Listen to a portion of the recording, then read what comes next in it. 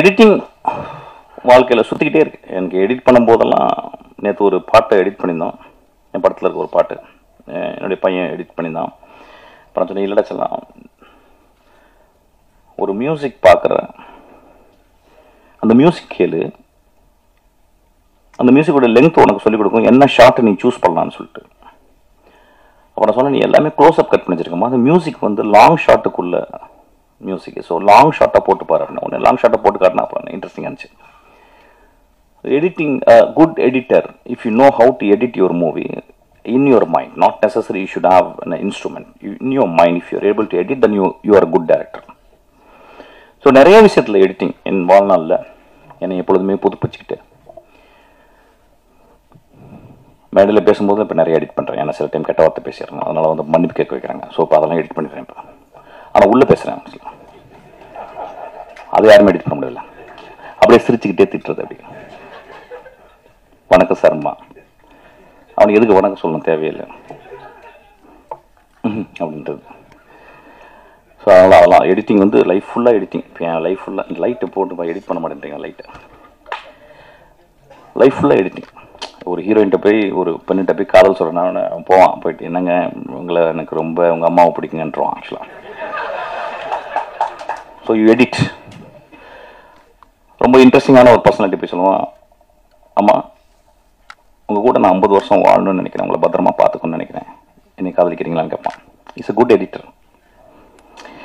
இல்லைம்மா உங்கள் அம்மா கூட நான் எங்கள் 10 வருஷம் வாழணுன்னு இருக்கேன், அப்புறம் ஒரு 10 வருஷம் வாழணுன்னா குழப்பம்னு போய் என்னமோ போயிடும் ஆக்சுவலாக. So you need a editor for every aspect of life. ஒரு சர்ச் கட்டுறோம் அப்படின்னா அந்த architect is an editor first. Is editor first.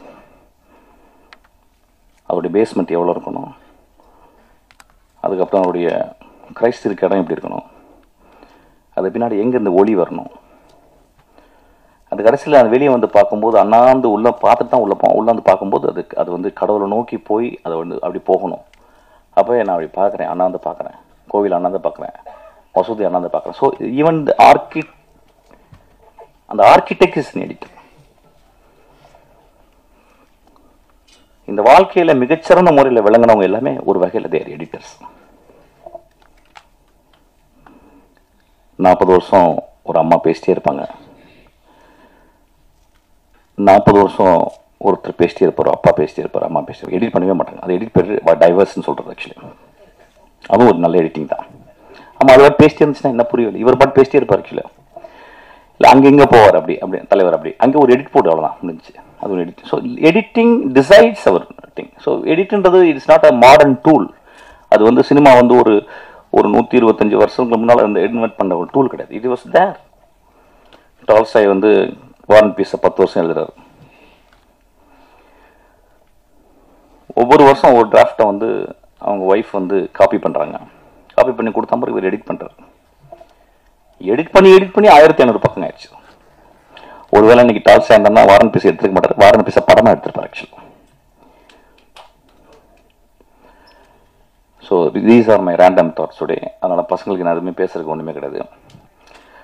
நேற்று வந்து ஃபாதர் வந்து ரொம்ப கண்டிப்பாக என்ன சொன்னார், இந்த ஷார்ப்பாக நீங்கள் வந்துடணும் அப்படின்னா நான் வரவே மாட்டேன் சார். அந்த மாதிரி இல்லை, ரொம்ப கஷ்டப்பட்டு 54 வயசு ஆச்சு, அப்போ இந்த ஷார்ப்பை விட்டுட்டேன் சார். ஷார்ப்பாக நீங்கள் வந்து 9:15 உள்ளே வந்து நின்றால் வாழ்க்கை போயிடும், போர் அடிச்சிடும். ஏன்னா அப்போ நான் 9 மணிக்கு தான் சரியான தூக்கம் தூங்குவேன். ஏன்னா நான் 6 மணிக்கு தான் தூங்க போனேன். 9 மணிக்கு தான் ஒரு தூக்கம், 6 மணிக்கு இதை படிச்சுக்கிருந்தேன். அப்புறம் எந்திரிச்ச உடனே எதாவது படிக்கணும், எதாவது பார்க்கணும், புதுசாக ஒரு ஆத்தர் எதாவது சொல்கிறத பார்க்கணும். இப்போ நான் ஃபாதர் சொன்னேன், ஃபாதர் கிரைஸ்டுடைய கைகள் ஷார்ப்பாக இருக்காது, கைகள் ரொம்ப சாஃப்டாக இருக்கும், டெண்டராக இருக்கும் தொட்டா. அப்படி நினச்சிக்கங்க, நான் ஷார்ப்பாக வரமாட்டேன். ஷார்ப்பாக இருக்கணும் அவசியமே இல்லை ஃபாதர், நான் வந்து வரலை. ஷார்ப்பாக என்ன இருக்கும், ஆணி தான் ஷார்ப்பாக இருக்கும், பொண்டாட்டி திட்டும்போது ஷார்ப்பாக இருக்கும், ஒருத்தரை போய் குத்துனோம்னா ஷார்ப்பான கத்தி இருக்கும். ஸோ இந்த எல்லா ஷார்ப்புமே நம்மளை வந்து ரொம்ப பாதிக்குது. அதனால் நான் ஷார்ப்பான டைம் வரமாட்டேன் ஃபாதர், என்னை மன்னிச்சிங்க, லேட்டாக தான் வரும். என்னை திட்டினா கூட பரவாயில்ல ஃபாதர், நீங்கள் திட்டிக்கிங்க, ஷார்ப்பாக திட்டிக்கிங்க, ஆனால் லேட்டாக தான் வரும். இந்த very word punctuality comes from puncture.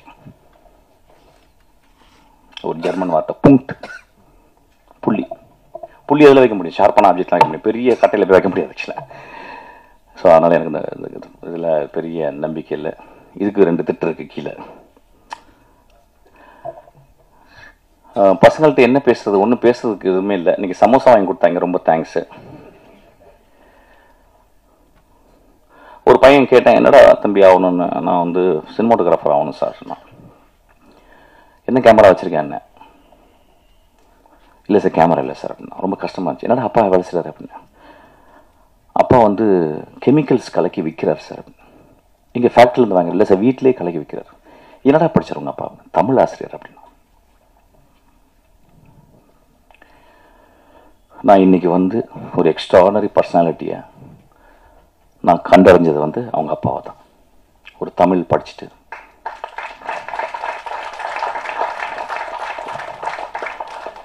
அப்போ நான் சொன்னேன், நான் என்ன பெஸ்ட் கொடுக்குறேன்னு எனக்கு தெரியல சினிமாட்டோகிராஃபர். தம்பி நீ என்ன பண்ண, ஒரு சின்ன கேமரா வாங்கிக்கடா. அது எந்த பையன்னு தெரியல. அந்த பையன் ஆஃபீஸில் தானே ஒரு சின்ன கேமரா வாங்கி தரேன்டா. இப்போ நிறையா வாங்கி தரேன். அதுக்காக நிறைய பேர் வந்துடாதீங்க. No no no no please please please please please please.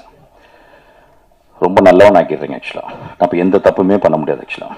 நான் அதுக்காக ஏதாவது தப்பு பண்ணணும்னு நினைக்கிறேன். போயிட்டு ஒரு சின்ன கேமரா வாங்கிட்டு அந்த கேமராவில் ஒரு 35 லென்ஸ் வச்சு கிடக்கண்ணா. எக்ஸ்ட்ரீம் க்ளோஸ்லேருந்து அந்த 35 இருக்குது. ஆராமி எப்படி ஆரம்பிச்சு ஒரு வருஷம் 2 வருஷம் கழிச்சு அப்படி டேட் போட்டுக்க. இன்னைக்கு ஃபுல்லாக க்ளோஸ்அப்ஸ். இன்னைக்கு ஃபுல்லாக ஒரு மனிதனுடைய செருப்பு எடுக்கிறது, ஒரு மனிதனுடைய செருப்பு. இன்னைக்கு ஃபுல்லாக ஒரு நாய் படுத்துருக்கிறது எடுக்கிறது.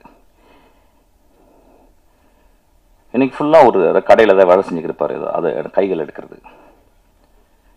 அப்படியே எடுத்துகிட்டே வந்து அப்படியே வந்து மிட் ஷாட் வந்து அப்புறம் லாங் ஷாட் அப்படி எக்ஸ்ட்ரீம் லாங் ஷாட் 35ல க்ளோஸ் பண்ணுவான். இந்த விஷயத்தை நீ ஒரு 2 இயர்ஸ் அந்த ஒரே ஒரு லென்ஸில் பண்ணிட்டேன்னா உனக்கு சினிமா வந்துடும்.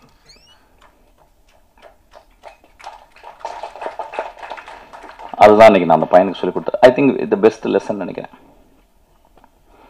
நான் டேரக்டர் ஒர்க் பண்ணும்போது ஒரு நாள் எங்கள் டேரக்டர் வந்து வின்சென்ட் செல்வா டேரக்டர் லென்ஸ் என்னன்னு கேட்டாரு. கேமராமேன் ஏதோ லென்ஸ் சொன்னார். சும்மா விளாண்டுருக்காங்க 2 பேரும். 24 போட்டிருந்தாங்க. அதை நான் 15 சொல்லிட்டார். நான் 50 லென்ஸ்ன்னு சொல்லிட்டேன்.